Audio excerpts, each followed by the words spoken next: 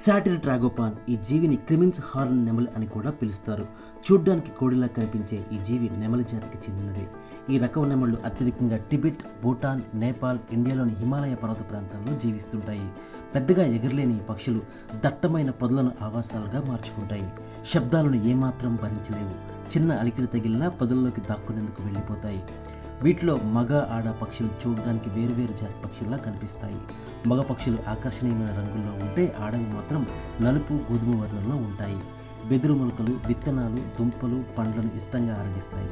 అలా అని వీటిని శాకాహారులు అనుకుంటే మనం పొరబడినట్లే. ఇవి చిన్న చిన్న పురుగులను, బొద్దింకలను, సాళిలను కూడా ఆరగిస్తుంటాయి.